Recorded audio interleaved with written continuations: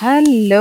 Welcome to Kitchen Spice. Tasty ఫుడ్స్‌ని enjoy జేయడానికి మన ఛానల్‌ని ఎప్పుడు విజిట్ చేస్తూనే ఉండండి. ఇవాళ డిన్నర్‌లో నేనేం ప్రిపేర్ చేశానంటే గారెలతో పాటు టమాటా చట్నీ. ఏంటి డిన్నర్‌లో గారెలు, గారెలు స్పెషల్ ఏముంది అని అనుకుంటున్నారు కదా!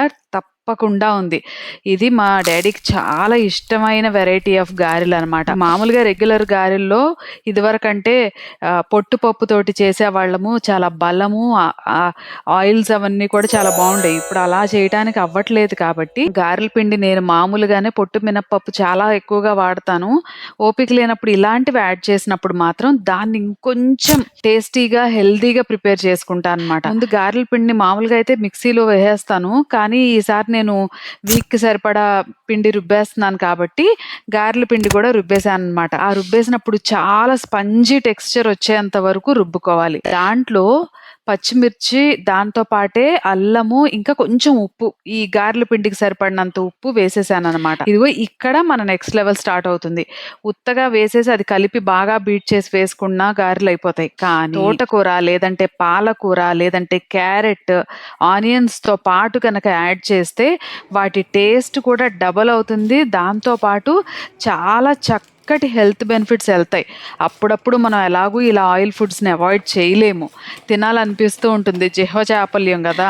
అలాంటప్పుడు ఏం చేయొచ్చంటే దాన్ని కొంచెం ఆ ఇంటెన్సిటీ తగ్గించుకోవడానికి నేనేం చేశానంటే ఒక 4 కట్టల వరకు చిన్నవి పాలకూరని సన్నగా తరిగి కట్ చేసి పెట్టేసుకున్నాను కడిగి. ఇప్పుడు పిండిలో అల్లం, పచ్చిమిర్చి, ఉప్పు పేస్ట్‌తో పాటు పాలకూర, ఉల్లిపాయలు యాడ్ చేసేసాను. జీలకర్ర యాడ్ చేసుకుంటే ఇంకా గొప్పగా ఉంటుంది.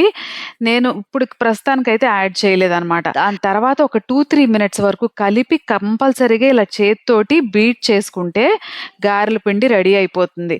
ఆయిల్ వేసుకొని కడాయిలో ఆయిల్ బాగా వేడైన తర్వాత చక్కగా ఈ గారెలను వేసుకొని మీడియం నుంచి హై ఫ్లేమ్‌లో వేపేసుకొని చక్కగా డిన్నర్‌కి తీసుకోండి. లేకపోతే బ్రేక్‌ఫాస్ట్‌కి తీసుకోండి.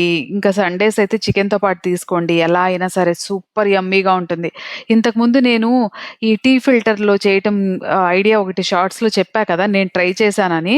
అప్పటి నుంచి నేను ఇలానే ట్రై చేస్తున్నాను. నాకు చాలా ఈజీగా ఉందనమాట. ఇలా వేయటం గారెలు. ఒక చేత్తో వేయటం కొంచెం కష్టం బిగినర్స్‌కి వాళ్ళందరికీ. ఇలాంటివి ఐడియాస్ ఏం చేస్తాయంటే మనకి చాలా ఈజీగా పనయిపోయేలాగా చేస్తాయి.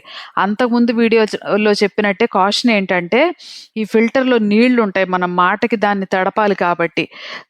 అందుకనే నేను దాన్ని విడిగా చేతిలోకి తీసుకొని వేస్తున్నా. డైరెక్ట్‌గా ఫిల్టర్‌తో పాటు గనక డిప్ చేయాలనుకుంటే ముందు ఫిల్టర్‌ని బాగా నీళ్లు లేకుండా దులిపి అప్పుడు దాని పైన ఈ గారెలు వేసుకోండి. చూసారు కదా! చూస్తేనే తెలిసిపోతుంది టెక్స్చర్ అయితే. చాలా క్రంచీగా వచ్చినాయని చెప్పి. ఆ పాలకూర, పచ్చిమిర్చి ఫ్లేవర్ దాంతో పాటు ఈ ఆనియన్స్ ఈ ఫ్లేవర్ కూడా యాడ్ అయ్యి సూపర్ యమ్మీగా ఉన్నాయి. నిజంగా చెప్తున్నా. చాలా, చాలా, చాలా అల్ట్రా సాఫ్ట్‌గా ఉన్నాయన్నమాట. ఫ్లఫీగా ఉన్నాయి, సాఫ్ట్‌గా ఉన్నాయి, టేస్టీగా ఉన్నాయి. కొద్దో గొప్పో మనం దాన్ని హెల్తీగా కూడా ప్రిపేర్ చేసేసాం. ఇలాంటి వంటకాల్లో ఏంటంటే వెరైటీ ఎప్పుడు వెతుక్కుంటూ ఉండలేమనమాట. మనకున్న రిసోర్సెస్‌లో చక్కగా వాటిని యాడ్ చేసేసుకొని ఇలా హెల్తీఫై చేసుకోవడం నాకు తెలిసిన హెల్తీ హ్యాబిట్ అనమాట. నేను ఇంతకుముందు మీకు వీడియోలో చూపించినట్టు క్యారెట్ వేసి ఇడ్లీలు, బీట్రూట్‌తోని, పాలకూరతోని దోసలు, చపాతీ పిండి ఇవన్నీ ఒక్కొక్కటి విడివిడిగా తీసుకోలేం కాబట్టి అలా కలిపి గనక మనం ఇలాంటి రెసిపీస్ ప్రిపేర్ చేసుకుంటే సూపర్‌గా ఉంటాయి. నాకు తెలిసి మీ అందరికి నచ్చింది. మీరు కూడా ఇలాంటి రెసిపీస్‌ని ట్రై చేసుంటే, ఇలాంటి వెరైటీస్‌ని ట్రై చేసుంటే తప్పకుండా కమెంట్స్ బాక్స్‌లో ఇంకేమైనా కొత్త ఐడియాస్‌ని నాతో షేర్ చేసుకుంటూ మన ఛానల్‌ని మర్చిపోకుండా సబ్స్క్రైబ్.